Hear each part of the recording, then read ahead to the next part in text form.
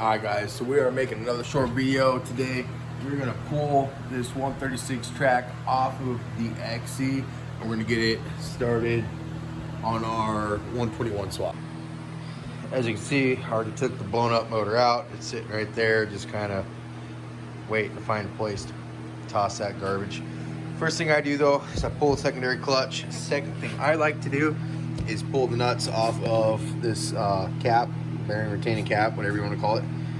And yeah, so 1/2 inch bolt, 3 1/2 inch nuts, super quick, super easy, doesn't take much time at all. Now that I'm all done with the side over there, I'm gonna come over here and pull the chain case cover. I'll wrap the exhaust can in my way. If you guys have not gone out and spent the money on a spring puller yet, a cheap alternative is take a random wrench, grind a groove in it, and open a slot. And then I just have it beveled so it has a spot right here to hold the spring. And so yeah, this actually works really good. I was surprised. It was something I did just one day when I was bored. So but yeah. And if you're anything like me, I use 9/16. I have like 100 of these 9/16 wrenches. So this actually works really good. I'm happy with it. But yeah.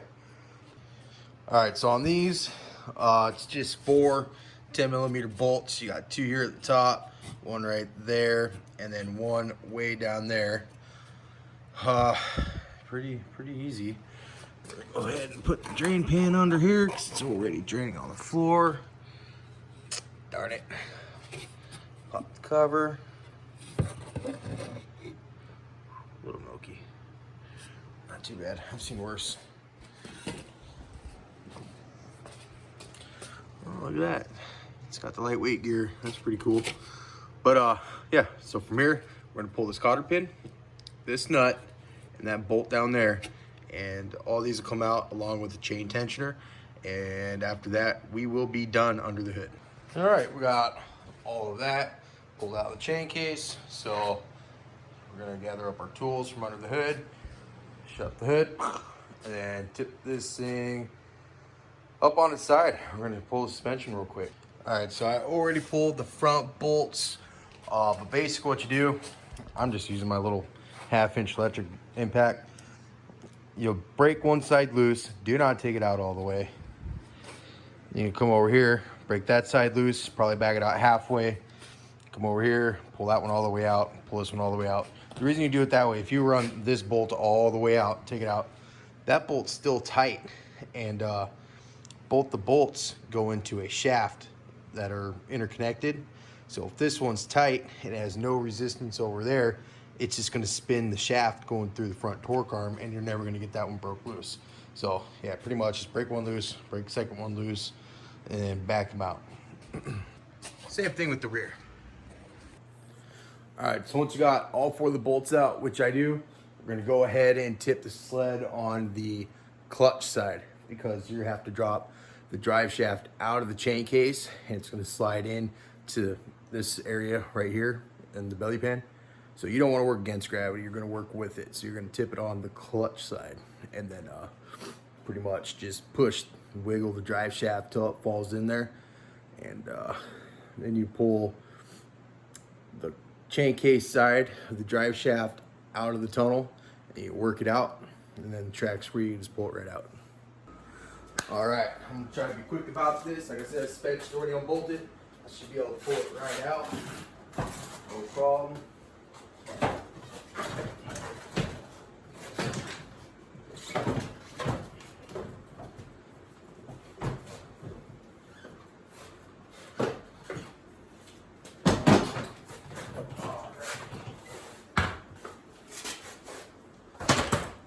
There that is.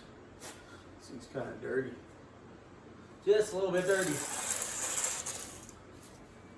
After that, I'm going to grab onto this drive shaft. Oh boy, that's a tight fit. Pick up on the track so it's not catching too much, but it's still a tight fit.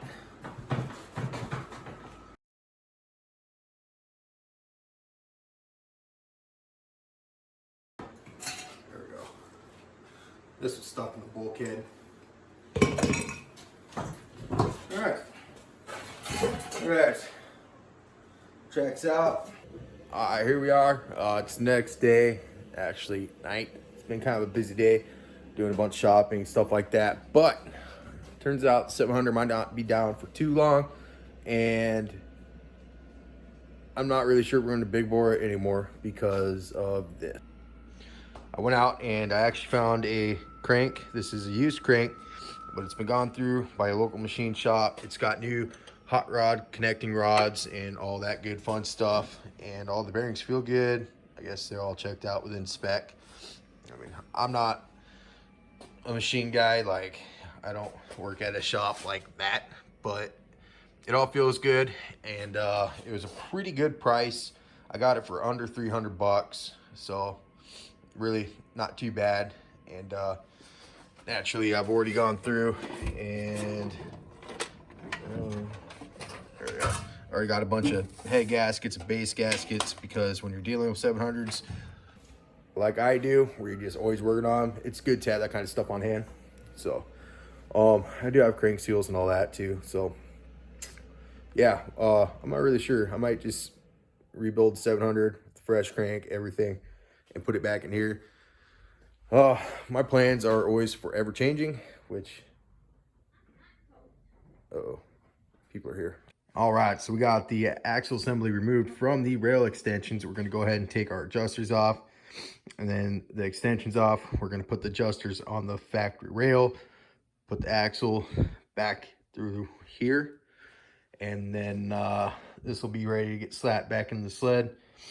She's a little dirty. I'm having a hard time just putting this back in with this regular Fox shock. I actually have a Fox shock with the reservoir and everything, but I think we're gonna hold off on that for now. That'll be something we'll do at a later date. I just want to get this thing slapped back together with that 121. All right, guys, excuse the fan noise. We got the little 121 back up under here. I'm not gonna go real detailed with the video as far as putting the stuff back in, because honestly, it's the exact same as taking it out, just in reverse. But yeah, this is a, if you haven't seen this in other videos, it's a brand new takeoff 121 inch by 1 inch lug track, 15 wide. I think originally this was on a Pro X 800 or something like that, and we took it off when it was brand new, and it's been sitting. So ended up getting it, and we're putting it on here. But yeah, still no motor, still making a mess everywhere, you know, because that's how we roll. And yeah, one thing at a time. Good time to check the carbides. These are actually pretty freaking nice. Score! Alright, I'm getting back to work. Alright, so we're going to go ahead and throw the skid in.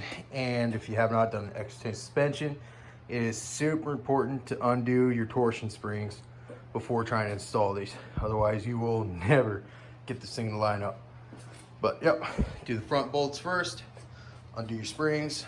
Well, actually I undo the springs first and then I do front bolts. But then you'll swing the back in, position that where you need it, stab bolt, good to go. All right, you're all good to go there. Got the brand new 121 under it. Skid shortened up. I did not adjust the track or nothing, because obviously it's kind of hard to do that without having a motor. Oh. We are latched here. I got the clutch side all done, buttoned up. I did not put the chain case together. I'm gonna hold off on that for the time being. But yeah. So one step closer to being back to what I want. Just got to take this tunnel extension off, because that looks really goofy. It is crazy how big of a difference it goes from 121 to 136. You have to think it used to be clear back here, you know what I mean? It's wild. So I need to take that off and put a stock tunnel closer on it. And I guess next step is to clean this. It's pretty bad, but got the new crank, and I need to tear that motor apart, get it started putting back together, put the new crank in it, get the top end slapped on it. We got started on my nephew's sled. Took the hood, nose cone, front bumper, all that's off. And the skis are unbolted. I didn't pull them off yet. I was making him help me. I think he got tired of helping. So the seat and tank are still on there. He says it's fine, but I think he just doesn't want to work on it much more. But that's getting put back together, and we are making progress on 700. Yeah.